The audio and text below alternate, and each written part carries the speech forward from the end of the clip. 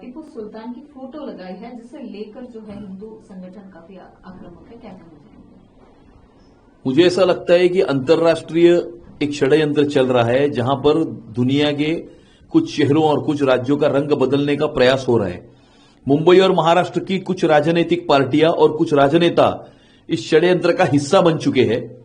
और जिस प्रकार से समाजवादी पार्टी के डिप्टी मेयर ने टीपू सुल्तान की फोटो लगाई, छत्रपति शिवाजी महाराज की महाराष्ट्र में फोटो नहीं लगाई, छत्रपति संभाजी महाराज की महाराष्ट्र में फोटो नहीं लगाई, भारत रत्न डॉक्टर बाबा साहब आंबेडकर की फोटो नहीं लगाई, लेकिन जो आक्रांता था, जिसने हिंदू मंदिर तोड़े, जिसने हिंदुओं के ऊपर अत्याचार किया, ऐसे टीपू की फोटो उस डिप्टी मेयर ने लगाई है।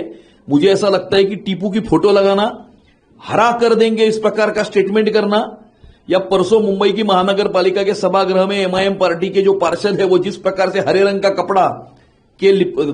के कपड़े में लिपट कर वो महानगर पालिका के सभागृह में आए थे, मुझे ऐसा लगता है कि कुछ राजनीतिक पार्टियां एमआईएम, सुबाठा और समाजवादी पार्टी जैसी इस अंतर्राष्ट्रीय षड्यंत्र का हिस्सा बन चुकी है।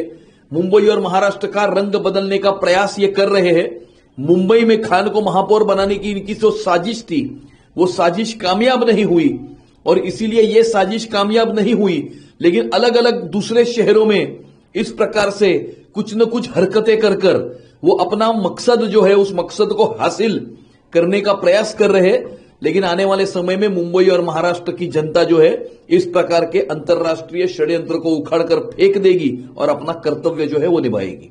सर, जब टीपू सुल्तान की फोटो का विरोध किया गया, तब उप महापौर शान हिंद निहाल का कहना है कि टीपू सुल्तान जो है वो स्वतंत्रता सेनानी थे, उन्होंने अंग्रेजों से लड़ाई लड़ी थी। उनको शायद इतिहास पता नहीं है, उनको इतिहास में जाना चाहिए, थोड़ा सा इतिहास का अध्ययन करना चाहिए। वो खाली सेपरेटिस्ट, फंडामेंटलिस्ट इस प्रकार के एजेंडे का अध्ययन करते हैं। उन्होंने भारत के इतिहास का भी अध्ययन करना चाहिए। अगर वो भारत के इतिहास का अध्ययन करेंगे तो उनको ये ध्यान में आएगा कि टीपू सुल्तान ने सदर्न पार्ट ऑफ इंडिया जो है, कर्नाटक का जो हिस्सा है, मलबार जिसको कहते हैं, मैंगलोर जिसको कहते हैं, और उस पूरे हिस्से में किस प्रकार से उन्होंने आक्रमण किए थे, किस प्रकार से हिंदू मंदिरें तोड़े थे, किस प्रकार से हिंदुओं के ऊपर अत्याचार किए थे, हजारों लाखों हिंदुओं का नरसंहार उन्होंने किया था, उन्होंने हिंदुओं का कन्वर्जेंस भी किया था। और ये जो इतिहास के पन्ने हैं, अगर उन इतिहास के पन्नों का वो अध्ययन करेंगे तो मुझे ऐसा लगता है कि इस प्रकार का वक्तव्य नहीं करेंगे। सर, इंडिया पाकिस्तान का मैच जो है वो कोलंबो में फाइनल वो खेला जाने वाला है, T20 मेंस वर्ल्ड कप, क्या कहना चाहेंगे? देखिए, हिंदुस्तान की टीम या वो बॉर्डर पर हो या क्रिकेट के मैदान में हो, हमेशा पाकिस्तान को धूल चटाती आई है। कल भी हमारी टीम पाकिस्तान को धूल चटाएगी। सर, इन इंग्लिश ठीक है। Sir, Malegaon Deputy Mayor Shane Hind Nihal has put the photo of Tipu Sultan. What did you say on this? There is an international conspiracy to change the color of certain cities and certain states and certain countries.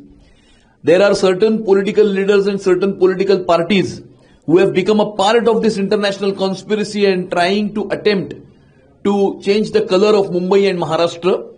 I think putting photo of Tipu Sultan is a part of this international conspiracy.